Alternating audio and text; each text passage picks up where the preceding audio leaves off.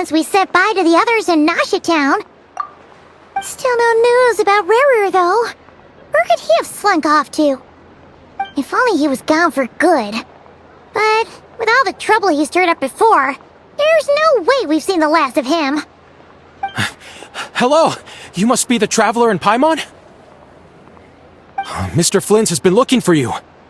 Unfortunately, there's been a serious wild hunt attack over at the quarry. He thinks it's time to regroup and figure out a plan. The wild hunt? Oh, uh-oh. We better get over there, right away! Come on, let's go!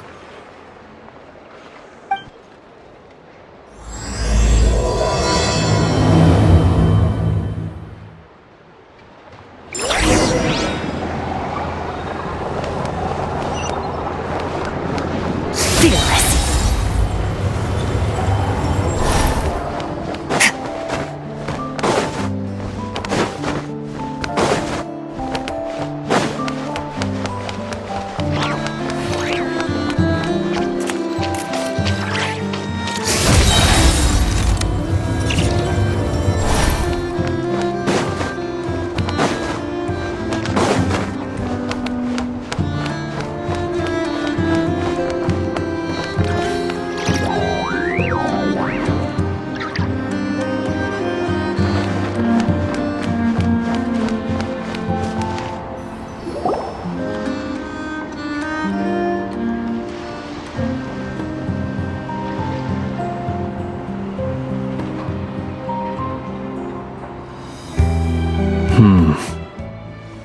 I can barely sense any Kuvaki at all. This whole area feels like a soulless husk. Looks like his appetite truly is insatiable. As if the power of that energy cannon wasn't enough. He's not seriously still getting stronger? What's his endgame here? Ah, everyone's here already. Hey, we made it. So, what's going on? We've all been on high alert since we split up a few days back, expecting Rarir to strike again. But it's like he just vanished into thin air. No one has seen him nor found any trace of his presence. That is, until this morning, when a ratnik found signs of wild hunt activity while out here on patrol. As you can see, the Crystonite itself is physically intact, but the Kuvaki it contained is all but completely diminished. And we're sure that Rarir did this. Who else? He's the only one who could pull off a stunt like this. Kuvaki loss has reached critical levels. Reikir of Solnari set to maximum threat level. Warning, unless de-escalation measures are taken soon, he will pose a threat beyond our ability to contain. The consequences could be catastrophic. Traveler, do you remember when we encountered Rarir just after regaining his body? There wasn't a shred of sanity left. Nothing but madness and rage. Yeah, didn't he shout out a bunch of names? Then he started raving about how nothing in this world mattered to him. Oh, Paimon gets chills just thinking about it. Oh, but the thought that he's still out there, lurking somewhere and not cry, waiting for his chance to strike? Oh, even chillier. Last time we fought, we were already at a disadvantage. If he has such overwhelming strength, why would he suddenly go into hiding? Yeah, if I were him and I wanted more Kuvaki, I'd just take it by force. No point staying in the shadows. Unless something went wrong. His whole resurrection thing didn't exactly go smoothly. The other thing is, how does someone who's completely lost their mind still have the wherewithal to cover their tracks so perfectly? Beats me. According to certain medical studies, insanity does not always entail a complete loss of rationality. It may be that he is simply living in a world of his own. That actually sounds about right. He was ranting away to himself the whole time, like he had zero interest in talking to us. There are many unanswered questions here. He could be right under our noses, and we'd still be in the dark. Besides his name and title, we know little about him. certainly nothing about his past, or what he might be hoping to achieve. Exactly! And we wouldn't even know where to begin looking. Even Boss hadn't heard of the Rahir of Solnari before all this. I'd be willing to bet that even if we gathered together every scrap of intel in Nodcry, we still wouldn't find more than, 3 useful facts about him. So, if we do nothing, he'll just keep getting stronger. But if we want to investigate him, we have no idea where to look. Last time we had Marionette and her big robo-buddy to help us, and we still barely held our ground. If we had to face him alone... Oh, Paimon's head hurts just thinking about it. What are we supposed to do against a threat this big? Well, I do have a little hunch about his next move. Given that he attacked the quarry, I'd say it's likely he'll target other places rich in Kuvaki. Somewhere like the Eye of Krati, or the Pillar of Embla. One thing's for sure. If we just sit back and let him keep absorbing Kuvaki, we really won't stand a chance against him. A perfectly reasonable hypothesis. However, it is worth noting that these two locations are quite far apart. To investigate them both, we'll need to split up. I agree, we should split up. Right now, Rarir's goal seems to be gathering Kuvaki, not fighting us directly. Once we're done, let's regroup on Hisi Island. Wait, why Hisi Island? If I recall correctly, your largest goddess statue was carved from Kuvaki-rich ore, was it not? That's right. Yes, it could well be a potential target of his. I should head back and start evacuating the pilgrims.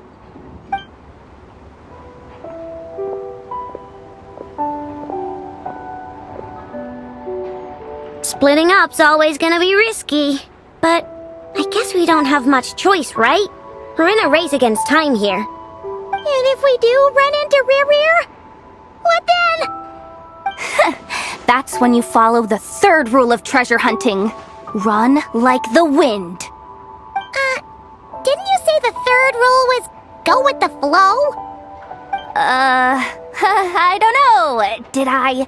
Anyway, whatever. In this situation, go with the flow means go find backup. Agreed. If anyone finds so much as a trace of Rarir, do not pursue him. Get out of the area and alert the rest of us as soon as possible. We need to put safety first. All right, we'd better get moving. Come on, Anetha, let's go.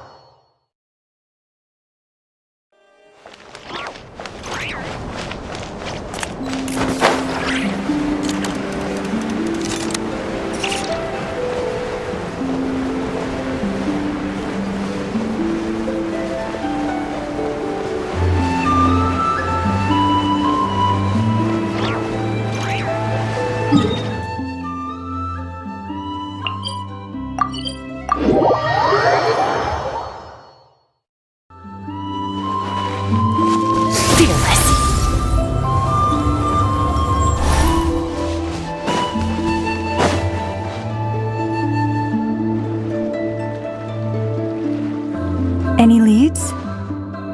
Nope. Diddly squat. No clues to where he might be hiding. It's like he's a ghost. It feels like we're sitting on a powder keg that could go off at any second. Oh, I hate this feeling. I'd rather face him head on than be left hanging like this. So, you guys didn't find anything either? Not loving the word either. How about you, Flints?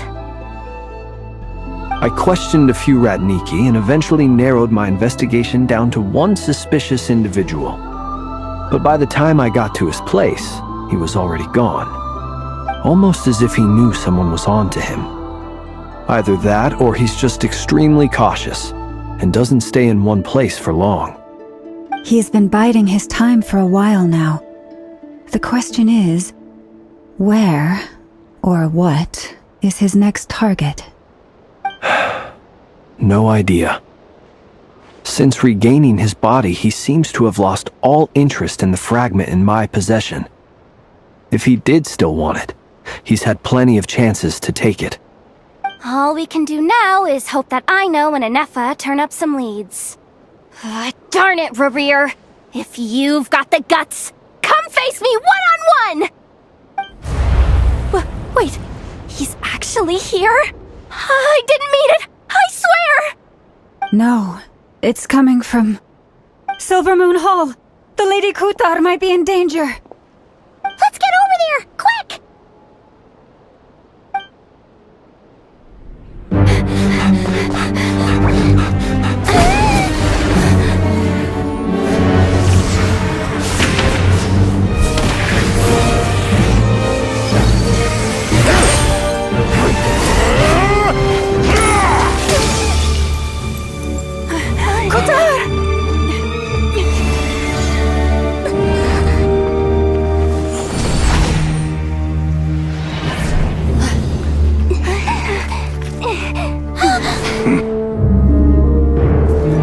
Why is he attacking the damselette? What's going on? No time for questions. Stop him!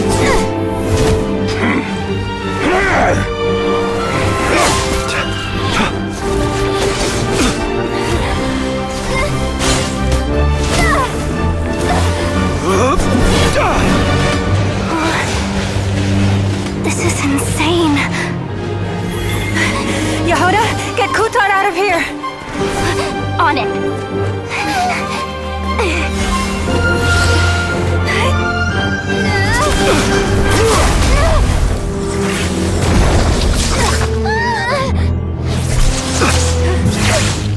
Look where your feeble light has gotten you.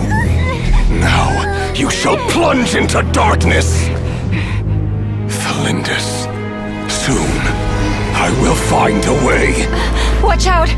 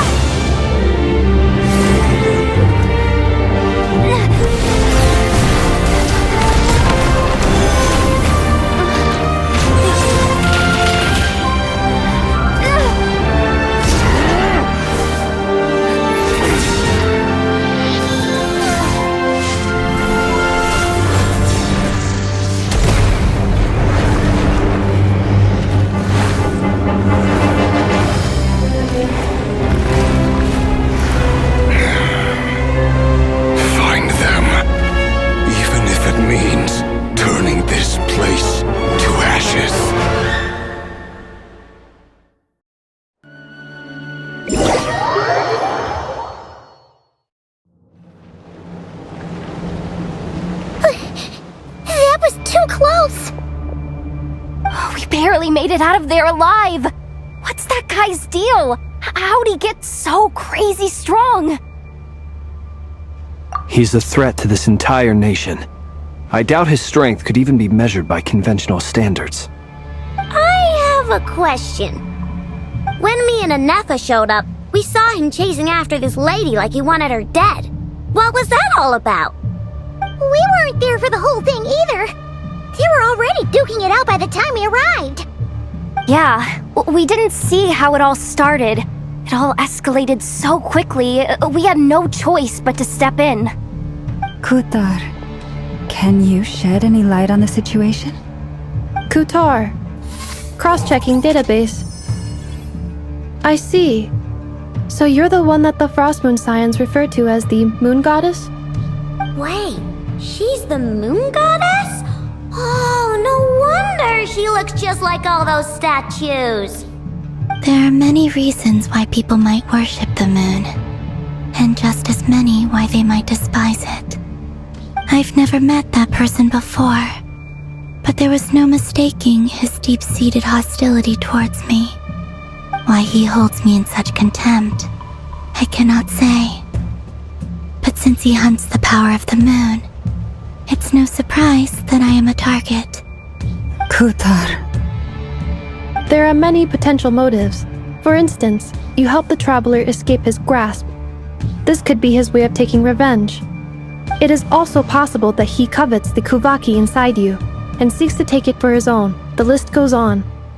But right now, devising a counter-strategy should be our #1 priority. The likelihood of this location being discovered is close to 100%. A counter-strategy? But we don't stand a chance against an enemy like this. Surely our only option is to run. He's not gonna chase us to the end of the world, right? So as long as we can sneak out of Nodcry undetected. No, I can't say that. Come on, Yehoda, this is serious stuff. You can't suggest we all just chicken out. Running is our only option. Huh? You seem surprised. But what other choice do we have? We are facing an enemy we cannot possibly defeat in battle. Well, I mean, yeah, but still. It's not too late. I can distract him, so you have plenty of time to make your escape.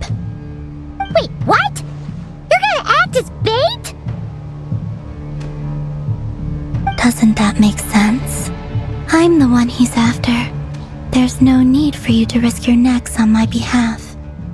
A coyote doesn't stop for bypassers while it's howling at the moon. What is it, Loma? The Frost Moon Scions have already grown accustomed to life without their goddess. My presence here is no longer essential, and this is not my home, so you needn't ask me to stay.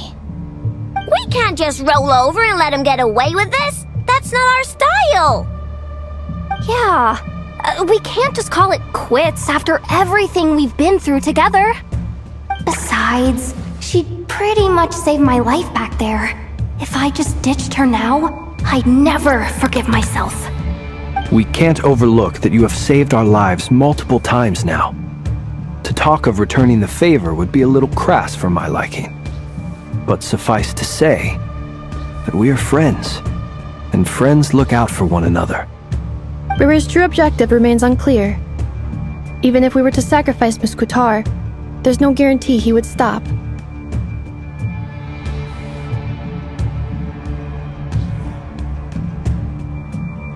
But...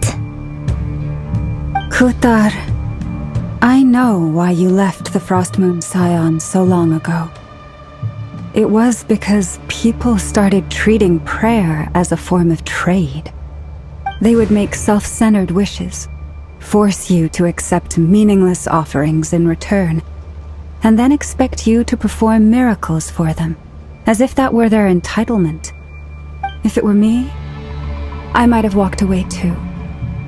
But I believe that time can change everything, and that sometimes it takes losing something precious to appreciate its true worth. After much reflection, I've realized that this was never about whether the Frost Moon Scions need you. Any relationship based on need is purely transactional. What I truly hope is that you'll choose to stay, not out of obligation, but as part of our family. You were born here, and now you've returned. Who knows? Perhaps it was the moonlight that guided you home. Thank you, Lauma. But my power is on the wane. I'm afraid I will be of little use to you now.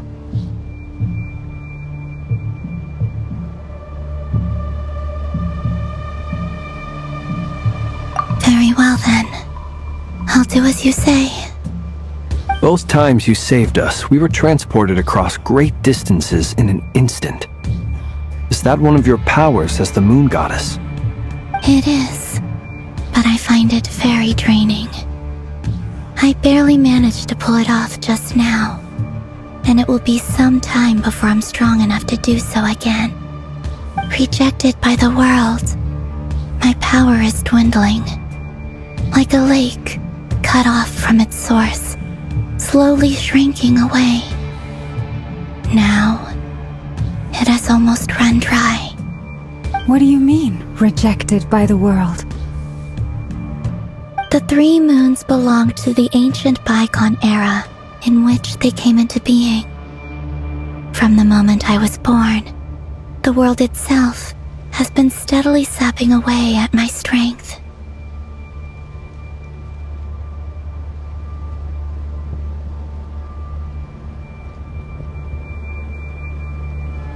The 3 moons are not one and the same.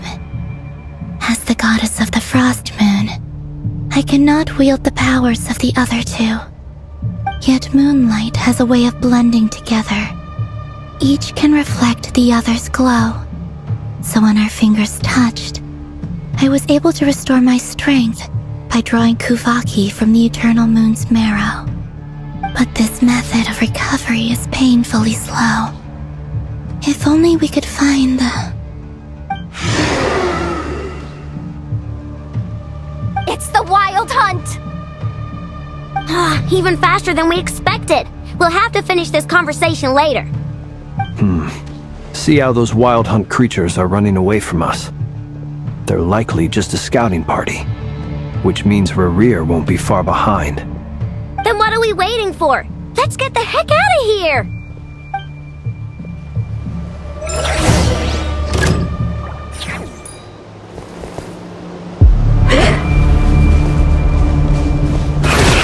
Rush as the moon.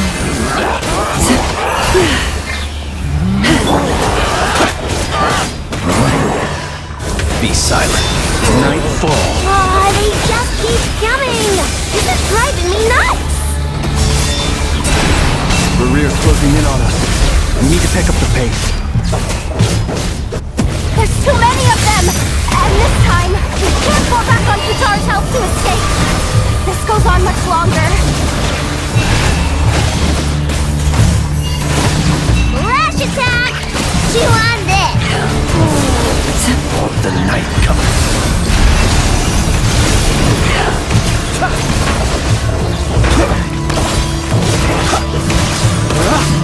Close your eyes. Night falls.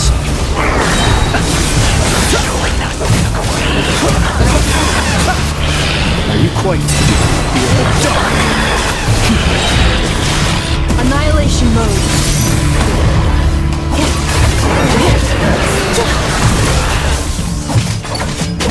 Beware the creatures of the night.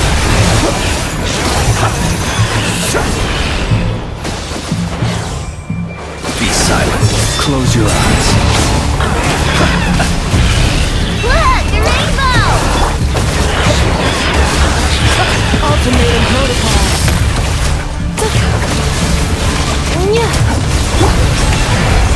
For the everlasting earth.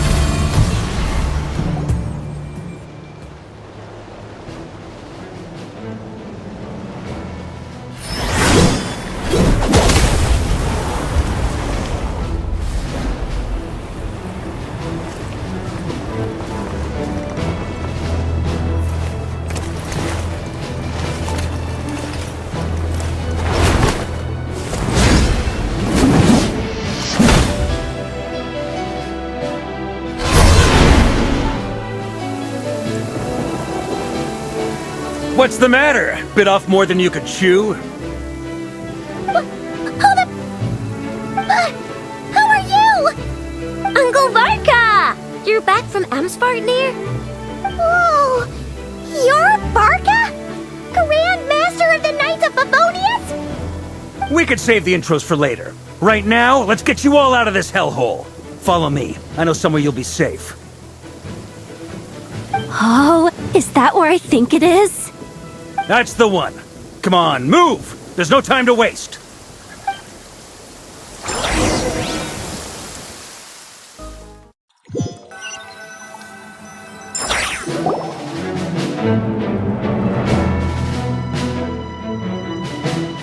Wow!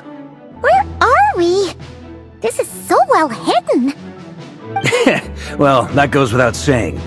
This is the Knights of Favonius' meeting place in Nodcry, and a contact hub for the Northern Intelligence Network.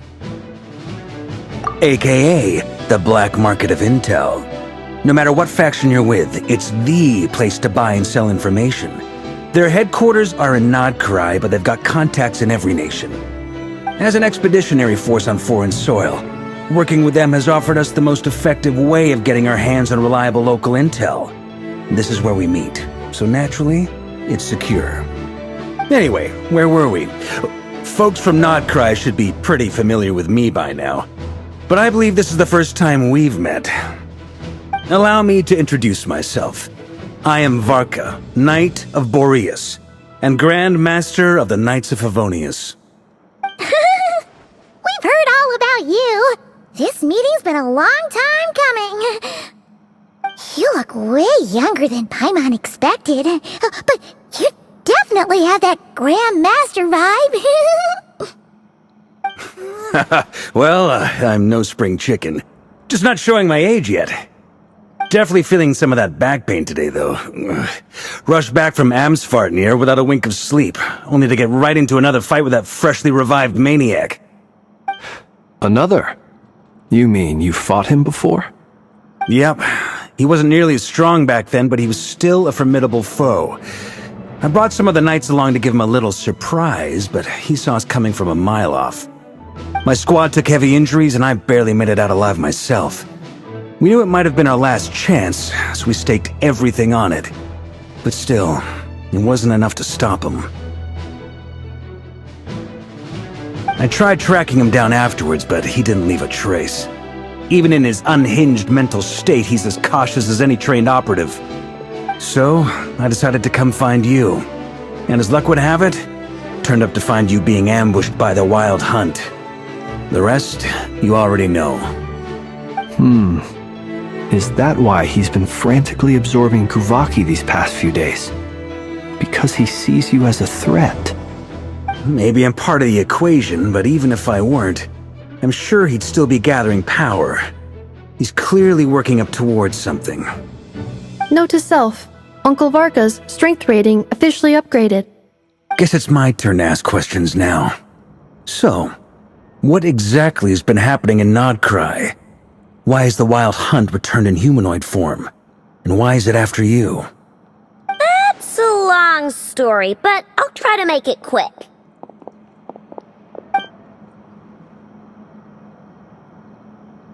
Wow, I had no idea so much had happened. Sounds like you guys have really been through it. So, the Kutar is actually a Fatui Harbinger. And all this Wild Hunt activity in Nodcry is the work of the Raker of Solnari, one of the 5 sinners. That's a lot to take in. Need some time to wrap my head around it all. I'm truly sorry, Mr. Varka. You stood with us against the Wild Hunt, and did everything you could to stop it from escalating into a full-blown catastrophe. And then, the one time you're away, it all comes to a head and all your hard work gets undone.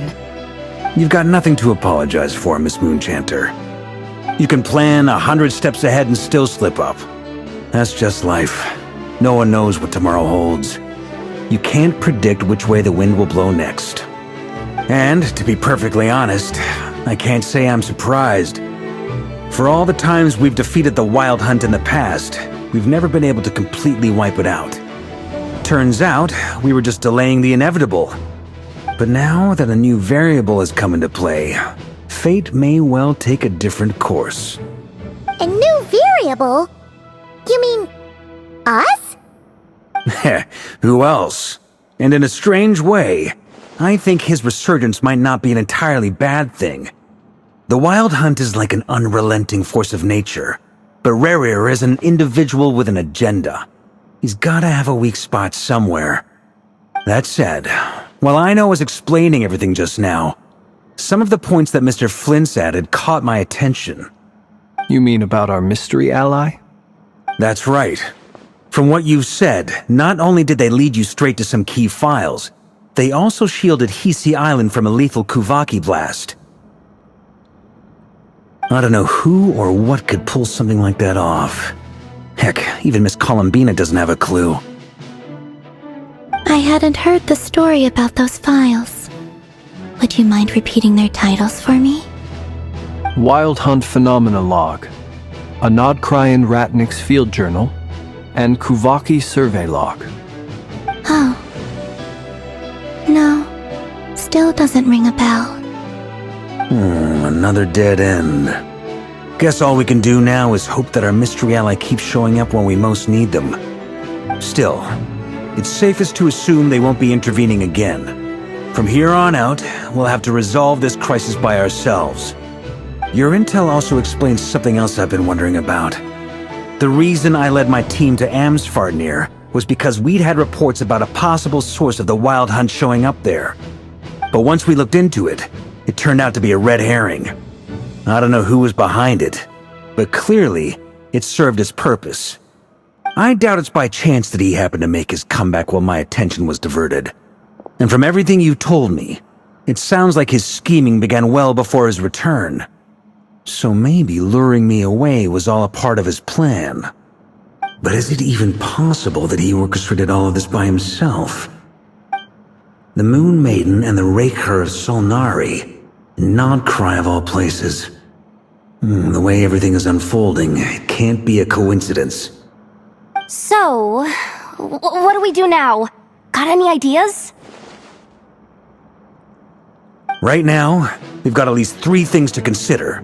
Let's go through them one by one. First, we need to figure out how to take down Rarir. If we can't beat him in a straight-up fight, the rest won't even matter. To my knowledge, the bulk of Nodcry's fighting force is already gathered here. But even with everyone united, we're still no match for Rarir in his current state, let alone with his power still growing. What if there was a way to tap into a new power of our own? How so? Have you thought of something, Columbina? 3 moons once watched over this world. The Eternal Moon was the largest. The Frost Moon was the brightest. And the Iridescent Moon was the most mysterious. They say that back then, the 3 moon goddesses wielded immense power. Enough to shape the workings of the world itself. I now bear the Frost Moon's power, and the Eternal Moon's marrow resides within the Traveler. Hold on. Are you suggesting? The Iridescent Moon, the last piece in the puzzle. That's right. If we can find the Iridescent Moon's marrow, I will be able to regain my strength much more quickly. The 3 moons are said to stir the tides and illuminate all things. Perhaps they hold further secrets beyond our understanding. According to my analysis, the solution is feasible. However, it is subject to one major condition. How do we locate the Iridescent Moon's marrow? I know a way, but we will need to visit the Fatui's Experimental Design Bureau. The Experimental Design Bureau? Are you saying we need to involve Marionette? Yes. I must speak with Sandrone. It's a long way from here to the Experimental Design Bureau. There's a high chance you'll be spotted. You shouldn't go alone. Then that's settled. Next up, our second priority. Somehow, we need to figure out Rarir's end goal. As you saw for yourselves, when he was still in his Wild Hunt form, everything he did was for the sake of recovering his body and resurrecting himself. His first act since then, after laying low for a while, was to try and assassinate this young lady. People's obsessions often reveal their greatest vulnerabilities. There must be a reason why he despises the moon so deeply. Perhaps it sheds some light on his title, the Raker of Solnari. The Wild Hunt has plagued Nodcry for centuries now.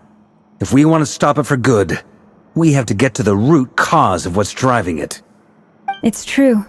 We still know very little about him. If Kuthar hadn't given us that lead, we wouldn't even know his name. But where would we even start? I doubt even the Intel Queen of Nokrai has a clue, and she has info coming out of her ears. Oh? That's a rather hasty conclusion for someone who's so painstakingly meticulous when it comes to dealing with machines. Ah, she heard me.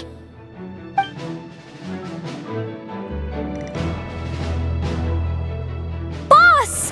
What are you doing here? I'm now asking myself the same question. I received a letter from a humble knight of Favonius, requesting a meeting to discuss a major business deal. But it looks like this humble knight had something else in mind. Details. Miss Neffer, the important thing is that you've arrived at the perfect time. Since his failed ambush, I've been racking my brains trying to come up with a plan to fight Rerir. Given the severity of the situation, I think it's fair to say that our only chance lies in uniting as one. And I'm talking all the factions in Nokrai. We can't do this without the Curatorium, but I knew it'd be a tough job to win you over. So, I took the liberty of reaching out for a little chat. Wait a sec. How did you even hear about this place, Neffer? Didn't you say this is meant to be the Knights of Favonius' meeting spot? And a contact hub for the Northern Intelligence Network? And isn't it supposed to be super hidden? You really think he could have gotten settled in Nodcry without my help? Besides, I'm the one running this gig. Of course I know where the meeting place is. Allow me to introduce the current head of the Northern Intelligence Network. If it's intel you're after, she's your woman. Pretty much seen and heard it all. Please spare me the flattery. Let's cut to the chase. Seems like you've run into some trouble, huh?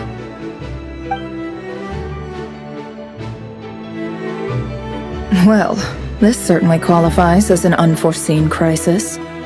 On behalf of the Curatorium of Secrets, I wish you all the best of luck. So you're just going to sit this one out? Why should I get involved? What could possibly be in it for me? What if we told you we can't do this without you? Oh? Then I'd say you'd better make it worth my while. I don't work for free. I can't put a price on something like this. It's just not in my nature. But then again, you and I have always been polar opposites in this regard. So I can't exactly say I didn't see this coming. If you insist on compensation, I will pay you.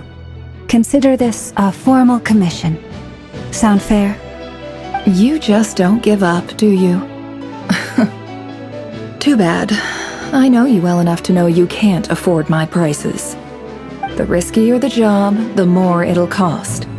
And a moon chanter's stipend isn't exactly generous. Unless you're planning to start passing the donation box around among the faithful. Boss, just a thought. If they come up short, maybe you can take the difference out of my next few paychecks. Things got really dangerous during the fight with Rerir. If this girl hadn't saved me, I'd be ley line fodder by now. I'd be gone for good, boss. If there's any way we can make this work, I'd really like to help her. Please? I'm begging you. This is why I'm always telling you never accept favors. They are the hardest debts to repay. You have to be careful who you get involved with, or you invite all kinds of misfortune. Very well, Yehoda, I will help. But just this once. Don't count on this happening again. Flynn's, that fragment that Rerir was after, do you still have it on you? Of course. Let me borrow it. I need it to follow up on some leads. Wait, you actually have some leads? Shh. This is top secret information. I get it. We all have things we'd rather keep to ourselves. Plus, I know we can count on you, so we'll leave the intel gathering in your hands. And that brings me to the third and final item. We need to find a way to distract him. We need time to make our move, so someone will have to stall him. I'm in for this part, no matter what. Anyone coming with? Count me in too. Come off it, you two! Quit playing heroes! I'm way ahead of you here. Ineffa did a scan of the Moon Goddess's Kuvaki signature, and we're gonna use it to make some decoys over at the Kramkake craft shop. Anyone who's in, follow me. Once they're ready, we'll deploy the decoys across Notcry. So as long as the rest of you keep moving, he won't catch on to your scent and won't be able to track you down. I like it. Genius idea. No biggie. All right then, we'll split into 3 teams. Once your team has finished their mission, return here and wait for the others. Dismissed!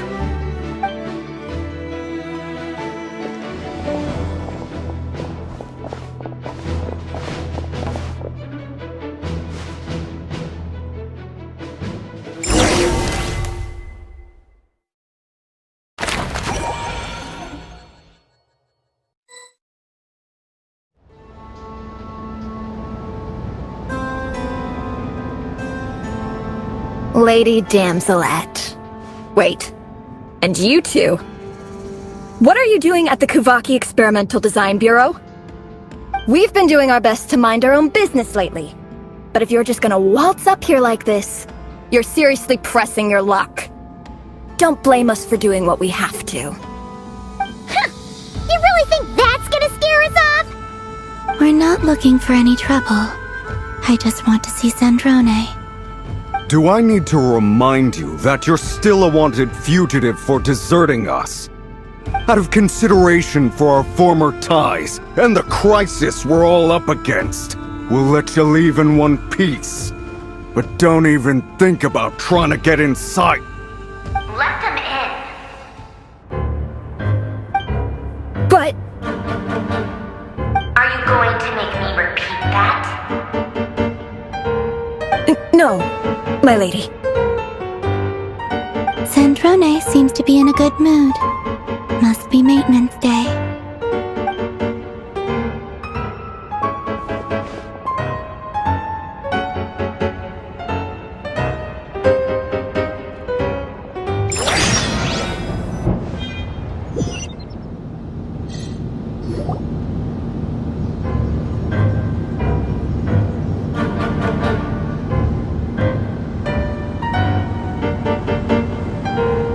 Tell me, to what do I owe the honor this time? Actually, before you answer that, just so we're clear, we're not colleagues anymore, Columbina. I don't owe you anything. I promise it's nothing big. It seems like you've gotten the wrong idea here. The only reason I let you in was because I was bored. It seemed like a way to kill some time and satisfy my own curiosity. Whatever miscalculations I may or may not have made in the past, I haven't lost the plot enough to even consider sticking my neck out for your sakes. I'd like to speak with Arlecchino. What? Huh? You mean the knave? I'd like to speak with Arlecchino. Is she in Nodcry? No, she's not. Once the work on this facility was completed, she went back with the Rooster and Regrator. The only ones in Nodcry are me and... What is it you need to speak to her about anyway? Rerir is hunting me. If I'm going to face him, I must first retrieve the lost moon.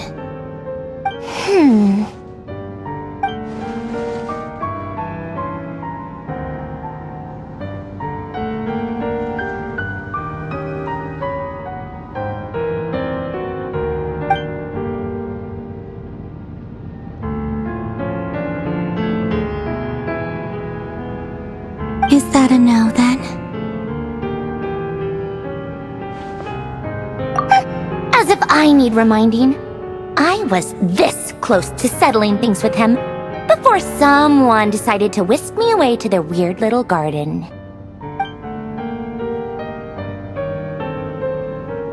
Have you held any tea parties lately? Tea parties? Yeah, obviously. You don't seriously think we'd pack it all in just because you aren't here. If anything, they've been more eventful than ever. Just me, Arlecchino, and a bunch of insolent, insensitive guests who won't stop asking where you've gone. Oh, they've been a real joy. I bet you served them the worst tea you have. Just like you used to do to me when I upset you. Who cares about how good the tea is when there's no one around to drink it? I keep losing people. First Rosaline, now you. I'm running out of people who can make me laugh. Honestly, what could be more ridiculous than a multi-centenarian goddess who's only ever had the plain herbal tea she received as offerings? You'd always brew a different type of tea for me each time. Was it really just to see how I'd react?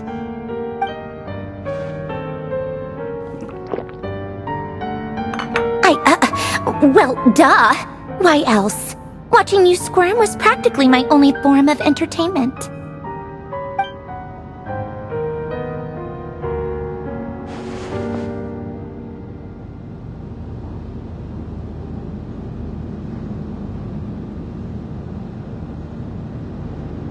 Oh, yeah. And Capitano sometimes used to bring Tartaglia around, too. But I guess we won't be seeing him again. Well, I guess we are overdue for a get-together. Polonia! Have Febronia pass a message to Arlecchino for me. It's time for tea. Will suffice. Pass along a message for me, too, if you would. My body cannot contain the marrow of 2 moons, so I'll be leaving one of them in her care. Excuse me? Who said you were on the guest list? If my tea meant that much to you, maybe quitting the Fatui wasn't your brightest move. Back when you were under the Tsaritsa's protection, no one would have dared come at you so openly. But that protection didn't come for free. In fact, I paid dearly for it. At the end of the day, it was just another transaction. I just got tired, that's all. I never wanted any part in their grand ambitions, and I've had enough of being treated like a bottomless supply of power. It brings back memories from the old days, when I was still worshipped as the moon goddess. Centuries on, it may be a different group of people, but I see the same greed in their eyes. I figured you'd leave eventually. You didn't have as much of a reason to stay as I do. The Tsaritsa gave you shelter and protection, but that was it. Nothing more, nothing less. Meanwhile, the Fatui demanded everything from you in return, until it was more than you could bear. I get why you left. And frankly, I have no interest in dragging you back just because the higher-ups told me to. But if you keep hanging around with this riffraff, the next time we cross paths, we might be enemies for real.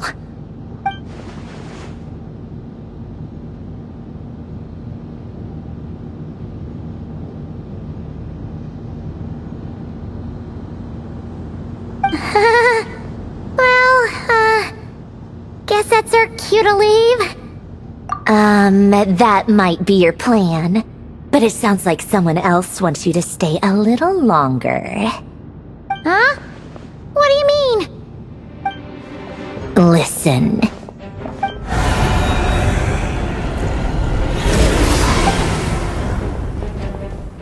My lady, it's the Wild Hunt! A horde of monsters is headed straight for the facility! Another uninvited guest trying to crash my tea party. Clear the area! I'll handle this.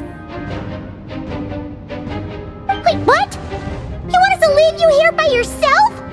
Huh, you'll be lucky to make it out of this alive. You really think you can afford to worry about me? Go on, get out of here. You may have stopped Polonia from crushing him last time, but I've made sure that won't happen again. The entire Experimental Design Bureau is rigged for war. Stay and watch if you want, but it'll be at your own risk. You're not flagged as friendlies in the weapons system. Don't tell me what to do! Look, if you're leaving, make it quick. Or you'll just get in my way. There's a secret passage on the second floor. It'll take you right to the plains out back. Stare all you want, Columbina. You're not getting another invitation to my tea party. I know. But thank you anyway, Sandrone. This is exactly why you shouldn't hang around with those people. All their melodrama and sentimental nonsense is rubbing off on you.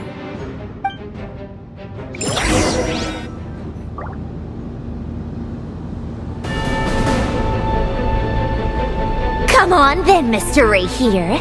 Let's pick up where we left off. It's your Wild Hunt monstrosities versus my beautiful creations. Let's see who comes out on top.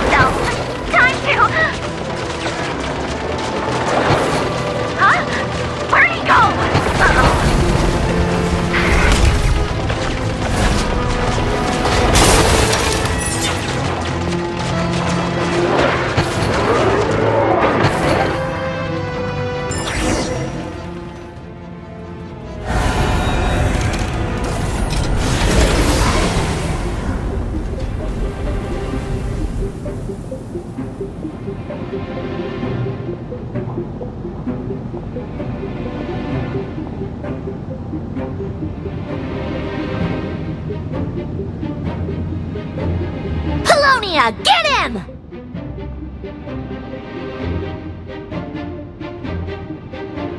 I've upgraded Polonia again since our last encounter, and uploaded every last scrap of your data. So let's finish this, once and for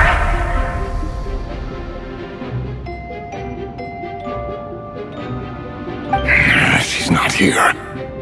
Where did she go? Hey! Over here, you big... Curse it, Moon. Go. Keep searching.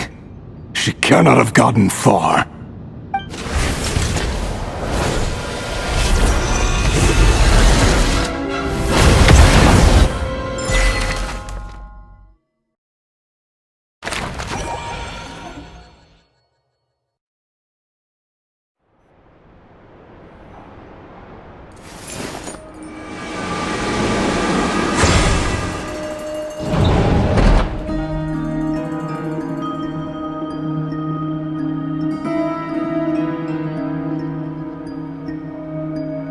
So this is your method for investigating Rarir's past. It almost looks like some kind of ceremony.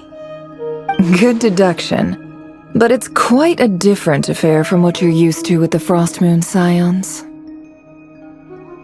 Whoa! First time I've ever been in here. Boss always said it was off limits, so I pictured some kind of creepy dungeon. But it's actually kinda nice. Oh, I guess this must be Sumero decor?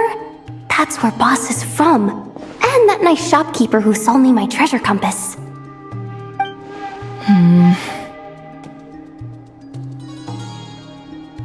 I'm not sure exactly what you've got planned, but it looks like you're all set. When do we begin? Whenever we wish. But for some reason, I've got a feeling this isn't going to end well. I've never faced Rarir myself, but from what you've told me, his power is beyond anything I could imagine. I, on the other hand, am just an ordinary businesswoman. Our paths should never have crossed, yet here I am, forced to make an enemy of him. If you ask me, you're about as far from ordinary as it gets. So what are you saying? You're getting cold feet? Once I take a job, there's no backing out. Still, I have to ask myself if the power I'm relying on will even work on an opponent of this caliber. And also how to make sure I come out of this alive if things spiral out of control. Death is the one thing we can take for granted. It is the great equalizer, however fortunate or unfortunate we may otherwise be. So it's important to consider how to spend what lifespan we have left. Come on, boss. Lighten up. Quit talking about death. It's bad luck. For once, I agree with you. When you're up against a foe like Rarir, there's no such thing as being too prepared. Is there anything I can do to help? That won't be necessary. I've already made up my mind. Time to cash in a precious favor I've been saving for a rainy day. Yehoda, I need you to find someone for me. The sooner the better. Find who? That shady merchant who sold you an overpriced treasure compass the other day. Come on, boss. You're pulling my leg again. In what way is she shady? She showed up when I was completely lost and sold me a neat little gadget that was exactly what I needed. Trust me, she's a good person. Anyway, I know who you're talking about. Don't go anywhere. I'll be right back.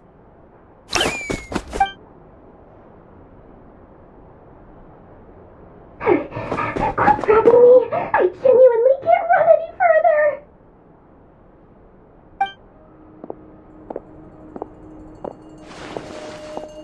Hey, aren't you? What is it? What's the big rush? You dragged me out of a dream where I was literally swimming in Mora. I'm charging double my usual attendance fee. See, look how easygoing she is. After that rude awakening, she could have completely snapped at us. But instead, she kept it together and just asked for an extra fee. Dori Sangama Bay? I never would have pictured you two doing business together. If you want to make it big and not cry, it's all about connections. Lady Nefer just so happens to have a lot of intel that interests me. And she also did me a big favor in the past. It was back when I first arrived in Notcry.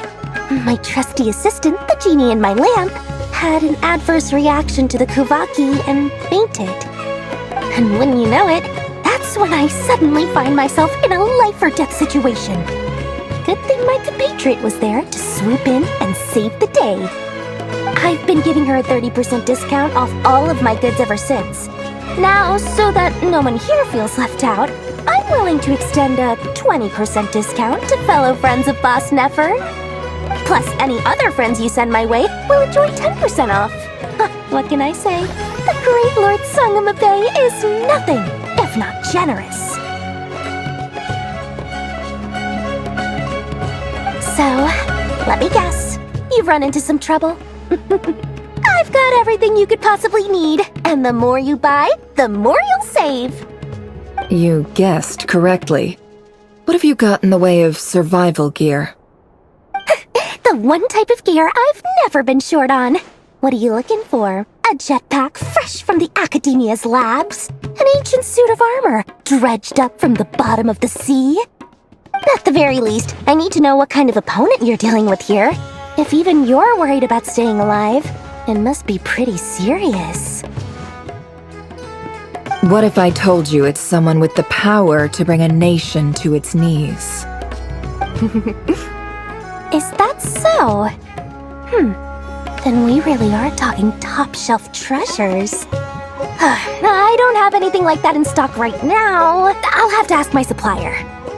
Your supplier? A powerful woman, make no mistake. I can't reveal her identity, but luckily for you, I hear she's planning to visit Notcry in the near future. If you're willing to wait, I can ask her when she's here. Can't say exactly how long that'll be, though. Then, let me put it another way. What would you do if you encountered an enemy like that? Roll over and serve yourself up on a silver platter? Of course not. I have a handy little trinket from one of my generous suppliers, which... Hold on. What exactly are you getting at? No, this is for my personal use only! Let's just say I'm borrowing it, alright? Just for insurance purposes. You'll get it back later.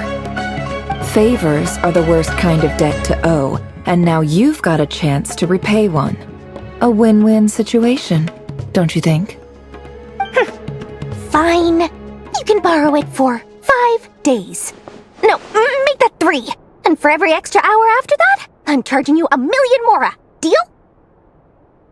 Deal.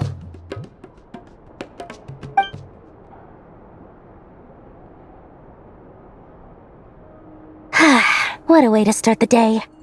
Now, was there anything else you wanted? Or can I go back to bed now?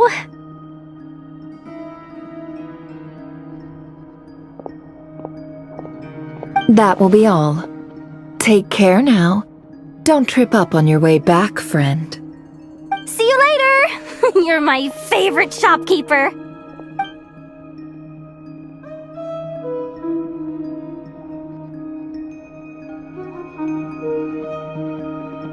Excellent. Everything is well and truly ready. The ceremony can now begin. After initiating the ceremony, your minds will follow me wherever I go. You will see many strange things in your mind's eye. So remember, don't be frightened, and don't make a sound.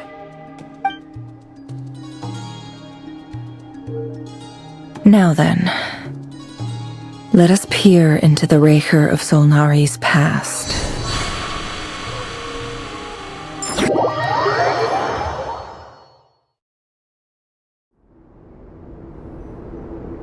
I made it. I don't recognize this style of architecture. Must be Conrian. Simple furnishings, table and chairs. It's a more ordinary house than I might have expected. Looks like the fearsome Raker of Zulnari came from surprisingly humble beginnings. Unless this passed for luxury in Conria. Unlikely. It was said to be a very prosperous nation in its heyday. Anyway, I'll keep exploring.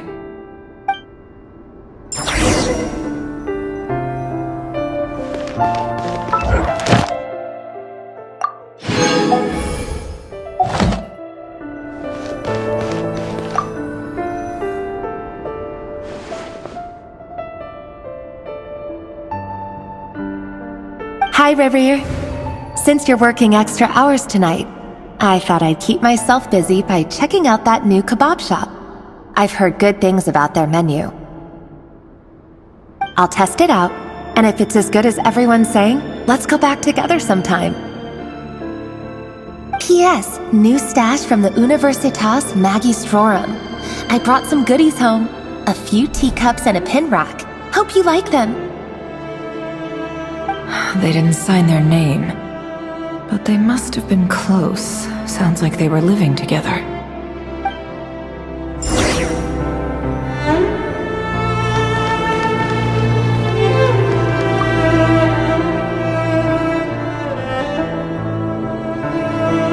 I went over to Joseph's for drinks today.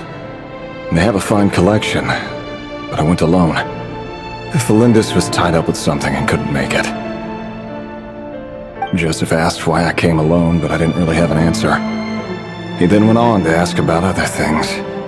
If you ask me, someone who asks that many personal questions is too nosy for their own good. But if he invites me again, chances are I'd still go. Felindis. That's the same name Ririr mentioned. Crane imports keep falling. If things don't pick up, we'll soon be back to meat and mushrooms only. Honestly, I'm not a huge fan of that new type of mushroom everyone's been into lately. Didn't it start out as a lab-grown variety? I heard it's even mildly corrosive. Seriously, why would you even eat something like that? I don't care if it's an impressive feat of alchemy. That just isn't the kind of thing I like to eat. Grain has to be imported, and they're eating a diet of mostly meat and mushrooms. Could it be because Conria is underground, so it doesn't get much sunlight? That would explain why they use so much stone in their buildings. They even use alchemically modified strains for food. Seems like the people of Conria don't have many options when it comes to dining. I've just about saved up enough now. Time to buy it and keep it somewhere safe. Making a big purchase. I wonder what it is.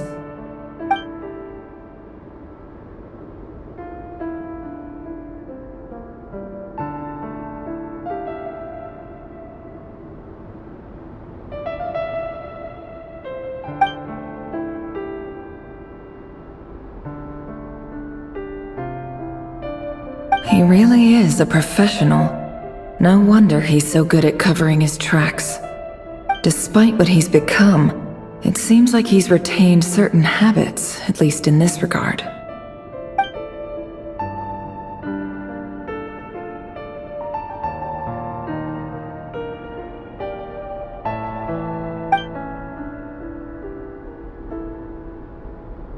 Did Rary rip it out himself?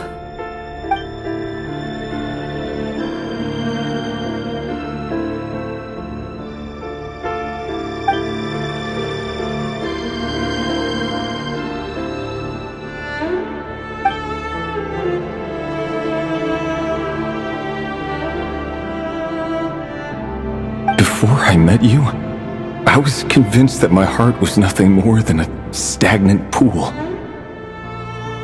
The burial place of a fallen moon. A withered, windless grove where the waters rested forever unrippled. It was you who helped me see that my heart hadn't entirely withered away. that it could still beat to the rhythm of love. This is just trivial sentimentality from the looks of it. Why would he go to the trouble of hiding that? The burial place of a fallen moon.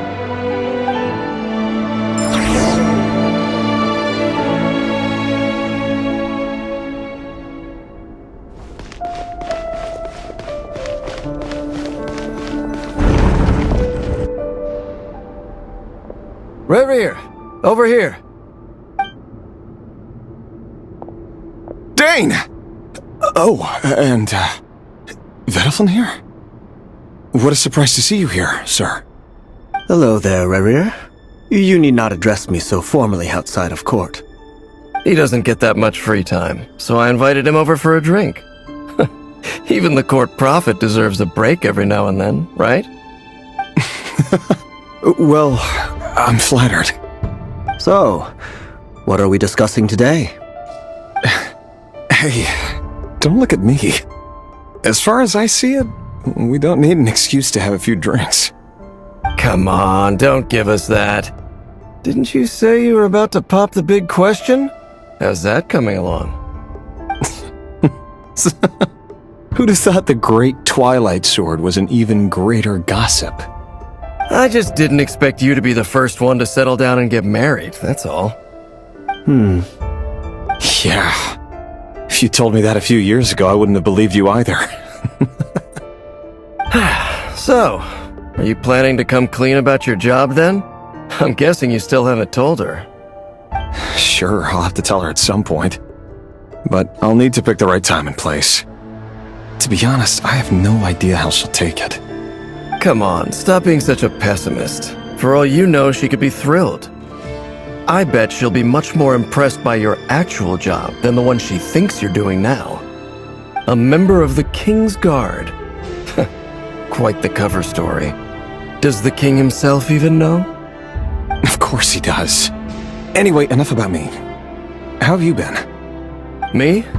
Same old, nothing much to... Huh? What's up, Ved? It's nothing. Vediflin, Dainsleif's elder brother. Renowned throughout the court of Conria as the Visionary, and said to possess a wisdom far beyond the reach of any ordinary man. And yet, despite the gulf between us, he seems to have something to say about me. Does he even know me? Does he see me as a friend of his brother, or just another of the Vinster King's blades? Why did he react so strongly? Was it really to do with what we were talking about? Brown, curly hair and brooding blue eyes. So this is what Rerir looked like back in the day. Perfectly normal.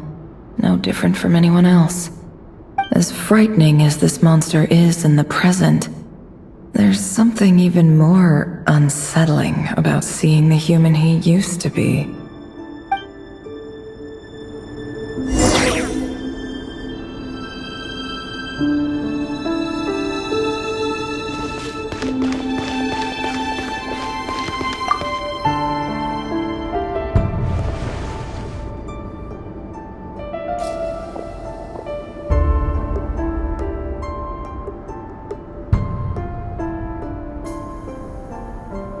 Felindis? You're back early? Our equipment's being serviced today, so I got off earlier than usual. How's your day been? Aw, why the long face? Is something the matter? Has your boss been giving you a hard time again? Went for a drink with Dane and the others after work. Isn't that a good thing?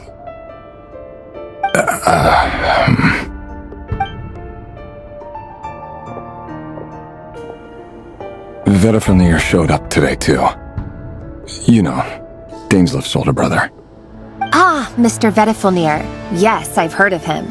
They say that everything he says ends up coming true.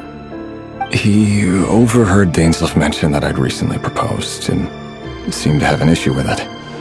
But when I asked what it was, he kept it to himself. So, you're worried? You could be such a child sometimes, Reverie.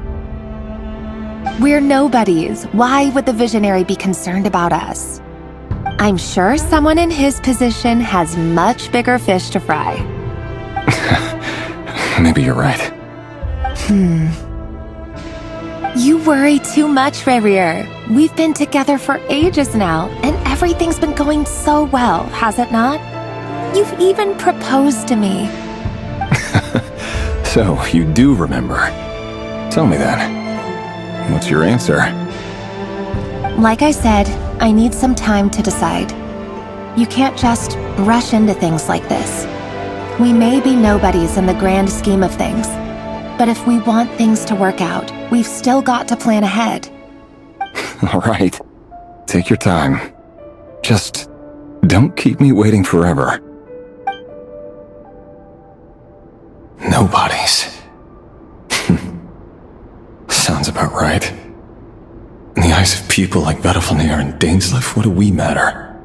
Can someone whose gaze is so fixed on a far-flung future even see the present clearly? Besides, the dynasty's fate rests with the king and his inner circle. Whatever I do, it won't make much difference. Meanwhile, every idea they come up with and every decision they make, it affects everything. These days, the king is lost in his research, and the purge of the Crimson Moon bloodline grows ever more intense. The opposition tried to speak out, but nothing came of it. And I'm under no illusions as to why. Because we eliminated them and got rid of their bodies. A man can have 1,000 reasons to carry a sword, but there are few good excuses to use it. Yet the king has never even considered a gentler approach, and he never will. What becomes of someone who kills on another's behalf? Can he ever find true peace?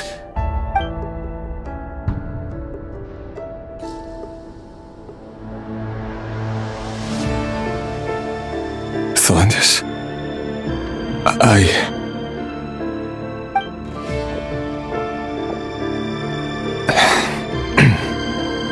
It's nothing.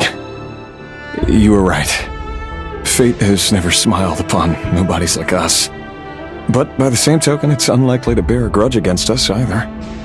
There's no reason we can't keep living happily together, cherishing the simple joys of each day as they come. See? You just need to stay positive, Rerir. I can feel your warmth, your breath. You're right there, right by my side. Just seeing you makes me happy in a way I can't explain, and that's something that no one could ever take away from me. So smile, my love. Let go of that frown. You're right, Thalendis. I've just been overthinking things. That's better. Getting caught up about things like this will only ruin our evening. Speaking of which, all set for the ball tonight? I need to go get ready. You go ahead. I just have a few things to take care of, then I'll come join you. Even busier than the big shots, huh?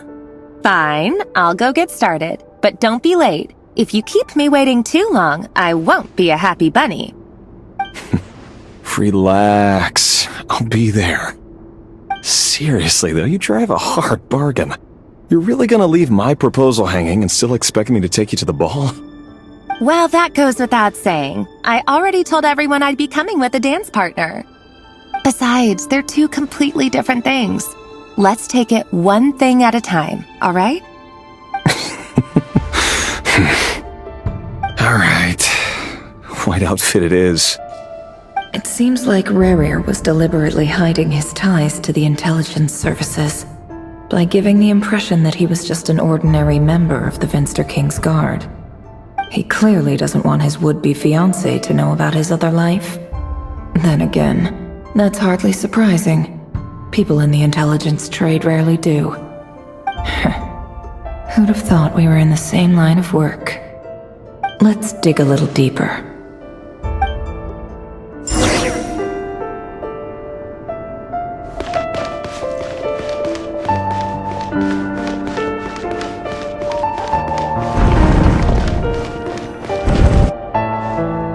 Our last operation was a resounding success, And all thanks to you, Ray here of Solnari. In total, we apprehended 32 dregs of the Crimson Moon, and 67 accomplices. After all these years since the dynasty's fall, so many of them still linger on. Indeed, it cannot be denied. Yet it was destiny that the Crimson Moon should be overcome by the eclipse, and that His Majesty, the all-seeing Vinster King, now guides our nation on the path to prosperity. Conria has no further need for a dead moon. But alas, there will always be those who refuse to see the truth, choosing instead to romanticize the past. That's not entirely true. Much about the Crimson Moon era was worthy of remembrance, and that's exactly why they keep trying to see it restored. Many of its secrets remain unsolved to this day. As it happens, that's precisely the field of study my partner is devoted to. You still haven't told her what you really do for a living. Where would I even start? How do you tell someone that you're one of the king's hand-picked executioners? That your hands are steeped in blood? You didn't choose this life, any more than I did. Orphans like us don't get a say. But I'll sure as heck be the one to pay for it. Speaking of which, we need to be more rigorous in the way we identify direct descendants of the Crimson Moon. Someone, it seems, has strong opinions about my future plans. Most likely my marriage in particular. I have a feeling that we may soon become targets of the Crimson Moon's retribution. Your concerns are not unfounded. They've taken out many of our colleagues these past few years, and for that very reason. These are no helpless lambs we're leading to the slaughter. They're wolves in sheep's clothing. Take care, Ray here of Solnari. I look forward to toasting you at your wedding. Thanks, Thorkel. You look after yourself, too.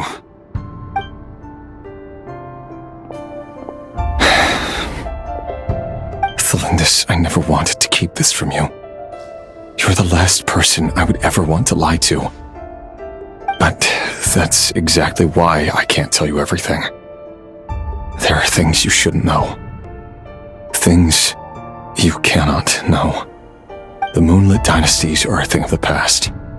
Yet even now, with the sun shining high in the sky, there are those who would call forth a dead moon's ghost. Could that be why Vedalfnir held back? Or was it because of some court secret he's not at liberty to share? I have to get a clear answer from him. No matter what happens, I will protect Thelindis. Rerir seems to be very concerned by Vedalfnir's reaction. Vedalfnir and Dainsleif, the Visionary and Twilight Sword. So that's what they were really like. I've investigated this whole area now. There doesn't seem to be any other memories here. Should I try somewhere else? Wait a second. What's this black smoke?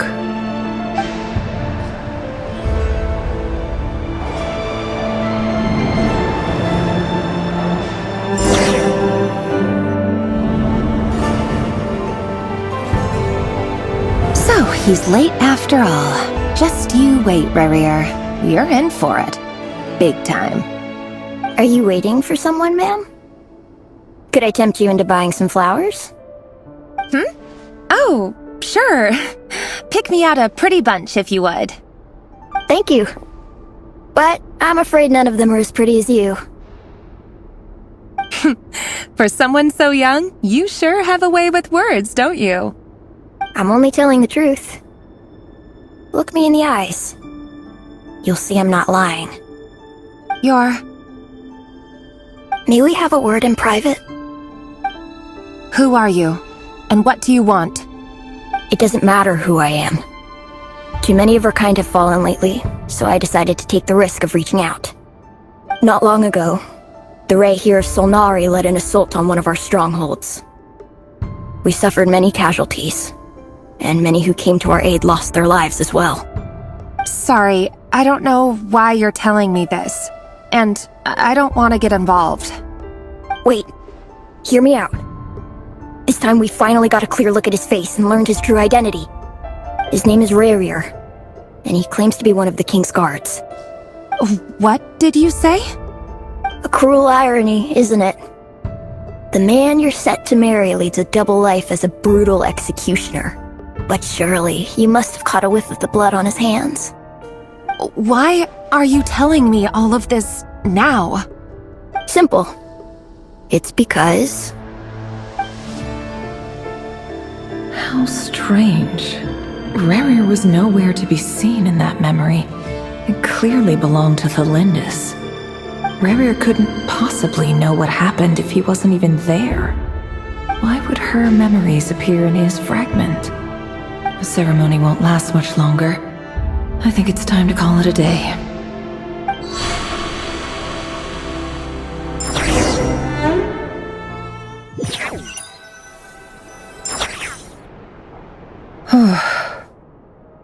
So that was your doing? Did you just pull us inside Rarier's fragment to spy directly on his memories? Any more questions, and I'll have to start charging.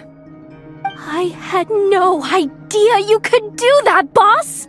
Seriously, that was amazing! We're not worthy. We're not worthy! I gotta admit though, I'm itching to see what happens next. Feels like we barely scratched the surface. I'm just as curious as you are, but the ceremony only allows for limited time inside.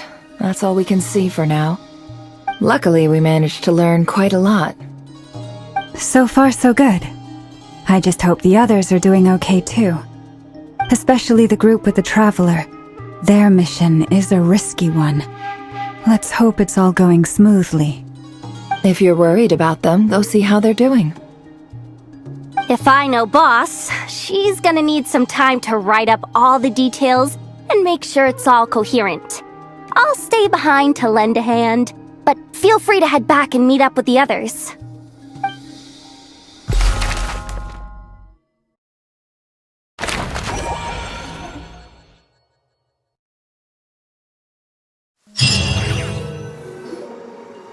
Oh, they've been prowling around for nearly 2 days now.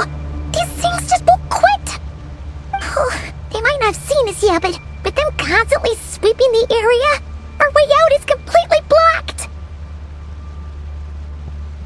Oh, that's never gonna work. One little slip up and it's game over. If they spot us, they'll run straight back to Rarier. And once he knows we're here, it won't be long before he's breathing down our necks again.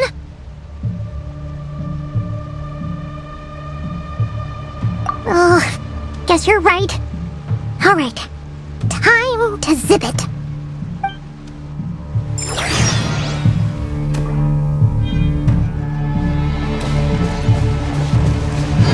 Quick, hide! We almost got spotted!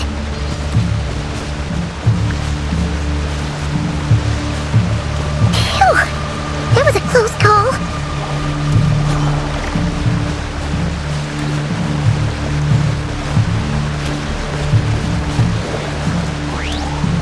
Watch out! He's coming this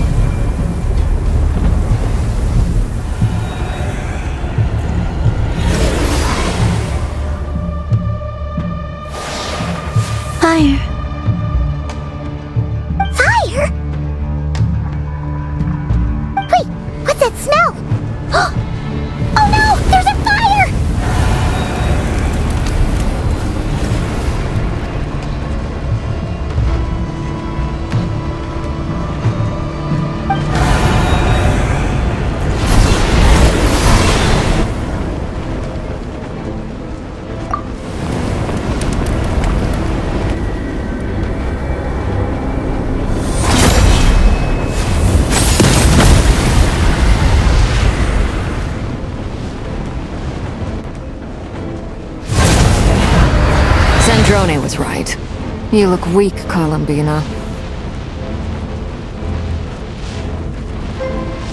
The old you would never have let such lowly creatures bar your way. Word has it that you did something for the Tsaritsa, and that's why you've lost most of your power. Freedom comes at a heavy price, doesn't it? It's Arlecchino! You came! Hello again, Columbina. And greetings, guests of the House of the Hearth. It's been a while, Arlecchino.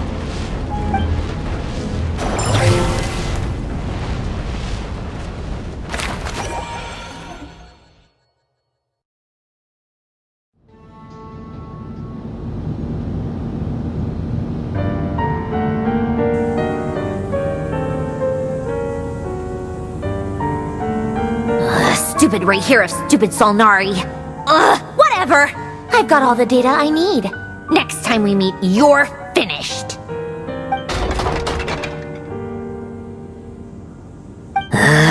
He sure doesn't pull his punches. Excuse me, do you need a hand? You can do me a favor by staying out of my way. Can't you see I'm busy? Wait a minute. I recognize that voice. Hello, Miss Sandrone. Father sent us over to help. How considerate of her. Hey, Fremine, get over here and help me fix this. Lenny, you do your thing. Just keep your sister away from my machines. Nearly every machine that cat girl touches ends up going haywire. Go put her on cleaning duty or something.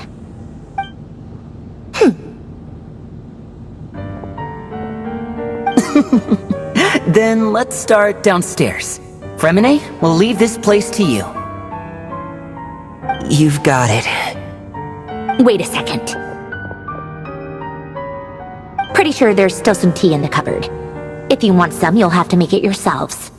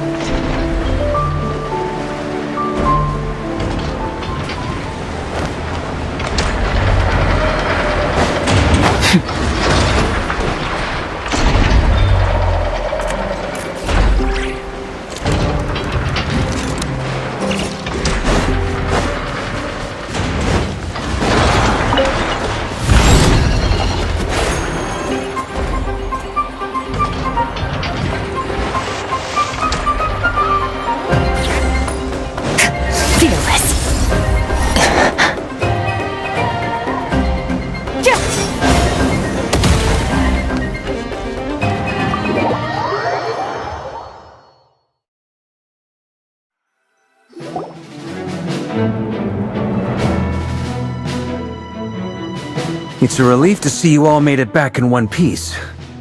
Huh? Feels like there's quite a few people missing. Where's Flint's and the others? And what about Nefer? I returned ahead of them. Flint is helping Aino and Anefa to set up the decoys and buy us some time. As for Miss Nefer... Boss is still wrapping things up on her end. She sent us back to fill you all in on the top secret intel we've been gathering. I see. Then let's get right into it. But first, who do we have here? You brought someone else in to help? Greetings. I was invited here to help as a longtime Tea Party companion of Columbina's. You may call me Arlecchino. Surely it can't be. Those eyes. Oh, where have I seen them before? Wait, of course. In those memories we just saw.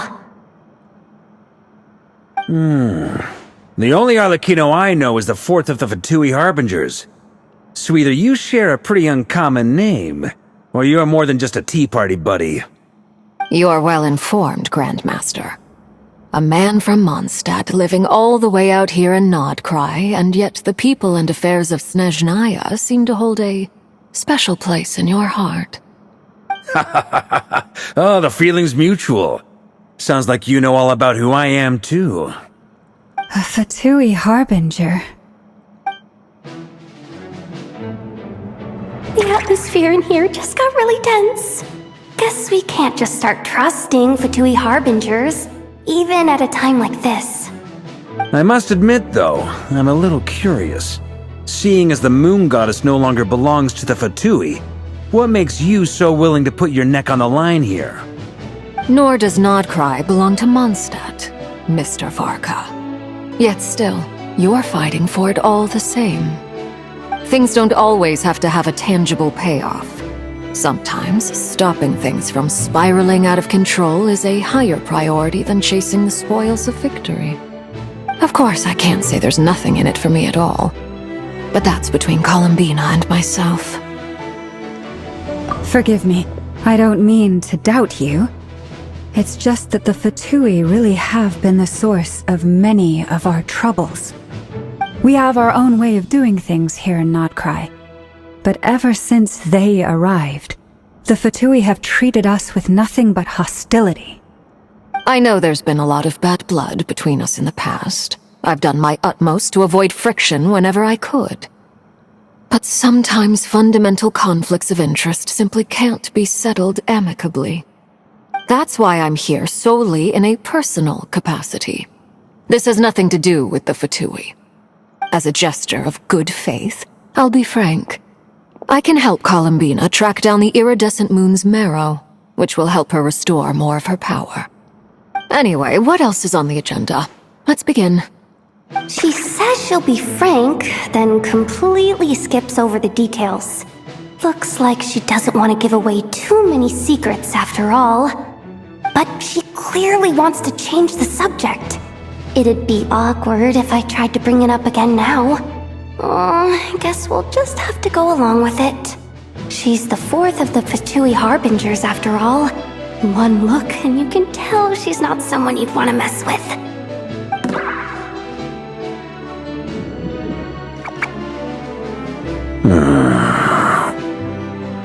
Well, since Miss Arlecchino sounds confident in her ability to handle that, we'll proceed to the next topic. Yehoda, time to share that top-secret intel. Alright, listen up everyone. First, we now know that Rerir was originally a Conrian secret agent whose primary mission was to hunt down and assassinate the so-called Dregs of the Crimson Moon.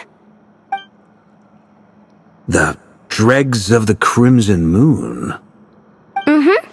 In the memories, there was a lot of talk about the Crimson Moon and Eclipse, and a whole bunch of other stuff from the time of Conria.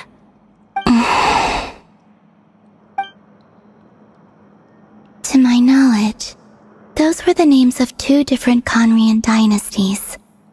Long, long ago, it is said that the people of Conria worshipped the Crimson Moon, drawing a mysterious power from its reflection. But one day, a coup saw the Crimson Moon eclipsed, hence the name of the new dynasty that replaced it, and how it became the new emblem of Conria.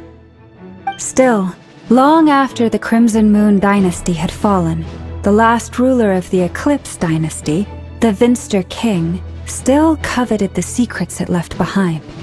So, he sent the Reihir of Solnari to secretly hunt down the Crimson Moon's few remaining followers. In those days, Rerir showed no signs of madness. In fact, he was as normal as any other person. Oh, and he had a fiancé, or at least a would-be fiancé, called Tholindis. What's the matter?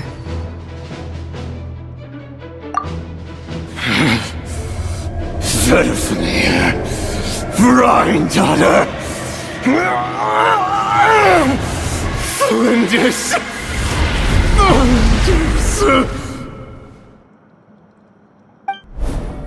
Interesting. Anything else? What about this would-be fiancé of his? Do we know anything about her? Well, she was a researcher at the Universitas Magistrorum, but it felt like she was hiding some kind of secret. Oh, and one more thing. For some reason, Rerear's fragment also contains some of Thelindis' memories, though only a very small portion. Well, no shortage of potential leads, I'll give you that. In any case, it sounds like we can conclude that while Thelindis was still around, Rerear appeared to be lucid and quite normal. Thelindis, it seems, must have been the one thing in this world that he couldn't let go of. Tell me though, were these pure-blood Conorians we're talking about here? Why do you need to know that? Hold on. If she was a pure-blood Conrian... Oh yeah! Just like how it was with the captain! If we could somehow find her, do you think there's any chance Rerear might regain some of his sanity? It's possible, but it would take a miracle. We can't pin all our hopes on that. That merchant who Nefer knows, Dori Sangama Bay. Maybe we could hire her to look into it. Alright then. Let's keep working in our separate teams. Traveler, Paimon, Kutar, and Miss Arlecchino will go look for the iridescent moon's marrow. As for the others... On the way over here, I noticed that the wild hunt monsters had grown even more frenzied in their search for Kutar. At this rate, the people living here will be in grave danger too.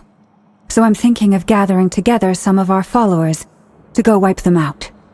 I'll head back to the curatorium and meet up with the boss.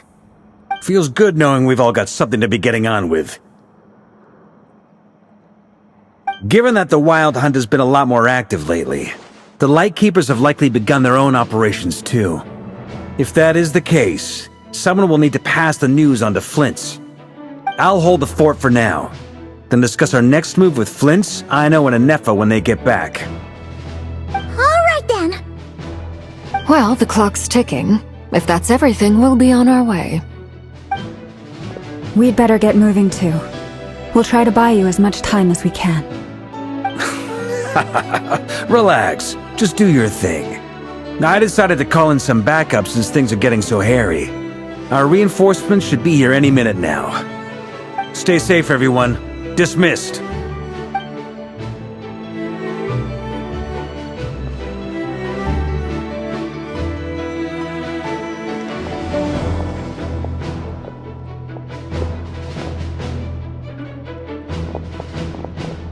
We're back. Did we get here a little early? Or a little late? A tad late. The others have already set off. To summarize, our resident moon goddess has found us a new ally, and Boss Nefer has uncovered some promising info.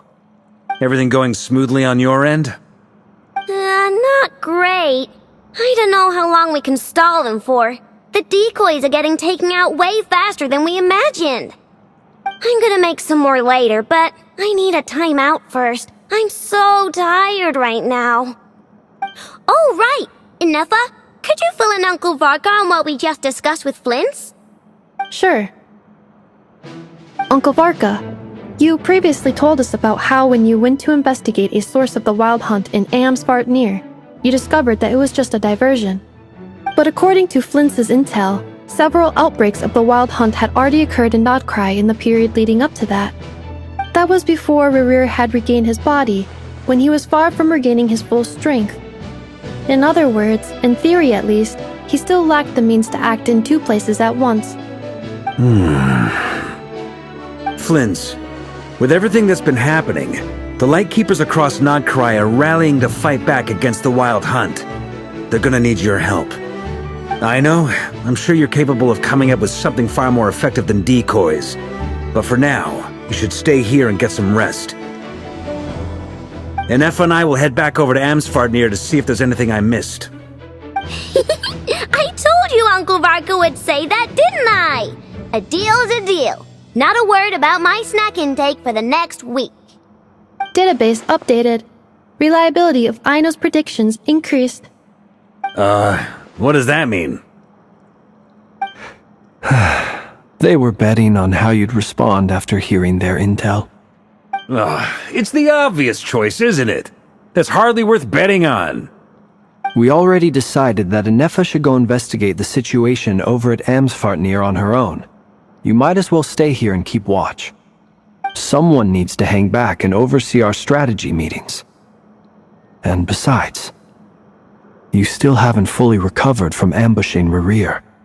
So I've ended up with the easiest assignment. Well, I appreciate it, everyone. See you when you get back.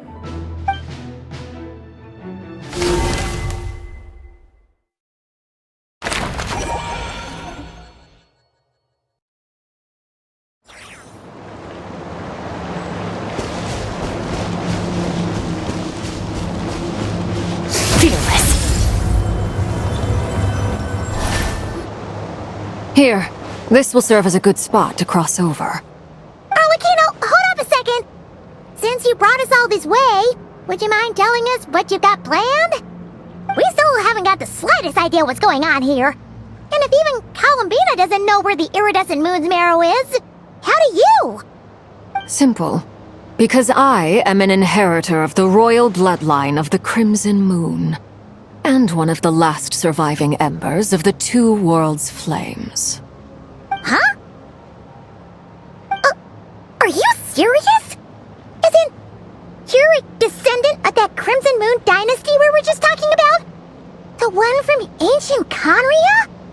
Your surprise is understandable. I was also taken aback when I first learned of it. But the more I thought about it, the more I realized the signs had been there all along.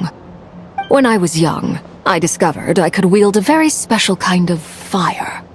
It coursed like blood through my veins and smoldered away inside my nerves. What's more, whenever I experienced strong bursts of emotion or drew too deeply on this power, it was like some kind of presence within the fire would begin to gnaw away at me, consuming me from the inside out.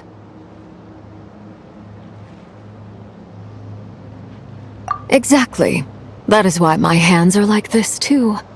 At first, I saw it only as a curse, but once I became a harbinger, the jester apprised me of the truth.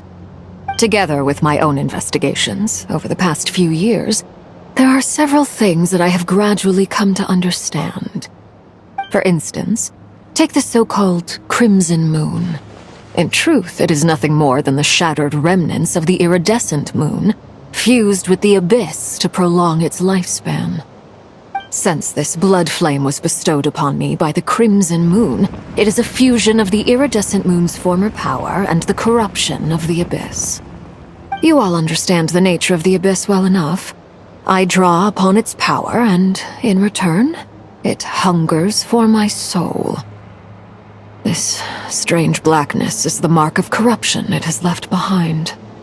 If I recall correctly, you once told me that if the corruption ever made it to your heart, you'd become a completely different person. Yes, and that's the reason I'm always careful not to push my power too far. It's essentially a never-ending tug-of-war. Whew. Sounds intense. Anyway, the rest of my story can wait. Is there anything else about the Crimson Moon or the Iridescent Moon that you're unclear about? Paimon has a question. So, the Crimson Moon that the Carians used to worship was actually the Iridescent Moon, right? Which was one of the three Moon Sisters. Does that mean that the Carians were to the Crimson Moon as the Frost Moon Scions are to the Frost Moon? So much of that history has been lost. We have no way of knowing exactly what they were like. But I would suspect that the Conrians weren't as devout in their moon worship as it might appear. The iridescent moon's remains simply served as their link to the abyss. Later on, perhaps someone discovered a way to make direct contact with the abyss. Or maybe there was some kind of ideological divide. Either way, a dissenting faction staged a coup and drove out the royal heirs of the Crimson Moon dynasty. Still, even with the dark sun looming high overhead, the Crimson Moon's glow never truly faded. If you want living proof, it's standing right before you. The first time we met, I sensed something familiar in your presence. When I looked at you, I felt I could see that mysterious red moon in the corner of my eye. In your flames, I saw its broken image, surrounded by a strange black aura. Well, I appreciate that you kept it to yourself. Much about the Crimson Moon is still a mystery, and I'd prefer not to end up as the object of an insane research project. Anyway, time is against us here, so if there's any other questions, they'll have to wait. I just want to make sure I've got one thing straight. In her letter, Sandrone mentioned that since you are unable to contain the iridescent moon's marrow yourself, you intend to leave it in my custody. Correct? That's right. For now, it's the only way I can pay you back for your help. The iridescent moon is already part of who you are, so with its marrow in your possession, you'll be even more powerful than before. Deal. Then let's get started. Get what started? What does this place have to do with the Crimson Moon? When I first became a Harbinger, the Jester gave me a book called Paranhari, also known as Leobranto Innamorato. You should be able to buy a copy next time you're in Fontaine. It's a love story set in the Crimson Moon era, but setting aside the tangled romances of its characters, it also records a few interesting details. In the Crimson Moon era, or so the story goes, there was an orphanage that received children from beyond the bounds of this world, and subjected them to a peculiar induction ceremony. Beyond the bounds of this world? For real? And what kind of induction ceremony? The Crimson Moon sages looked beyond this world for beings with powers that surpassed the gods. But fearing they might lose control, they subjected these children to a process of refinement.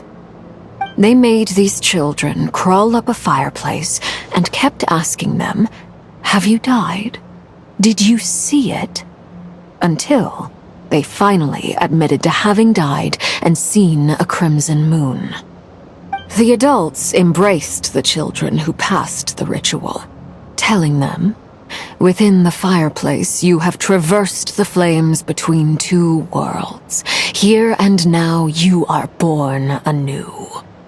The book leaves much unsaid, but I suspect that this was their way of branding the children they had enrolled, leaving an indelible mark upon them so that they would forever live in the Crimson Moon's light.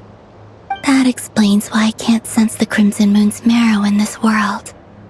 It makes sense that it would be sealed in a special space that can only be accessed temporarily through some kind of ritual. But there's no fireplace here. Do you see a chimney anywhere? Oh, are we supposed to build it ourselves? Okay, fine. Paimon will go find some bricks. That won't be necessary. The fireplace is purely symbolic. The key to the ritual is crossing the flames between two worlds. In other words, the flames that burn within me. Those burned away by such flames leave behind a kind of ghostly afterimage in the world. In the days of Conria, people believed they could be used to bridge the gap between the two worlds of life and death. In short, I can open a passage to that space for you. That's the easy part. The catch is I'll need to stay on this side to keep the passage open, so I won't be able to come with you. Once you're inside, you'll have to find your own way. Very well. Then I'll open it up. Traveler, spare me a little more moonlight if you would. I may need it.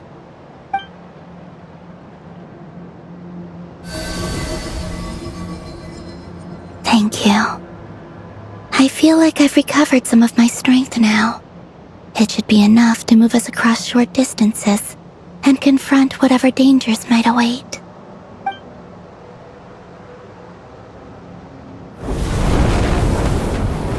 Mistress of the seven hues of ages past, great mother of the present, crimson-clad sovereign of the two realms, by fire severed, by fire renewed. I offer myself now and beseech your descent.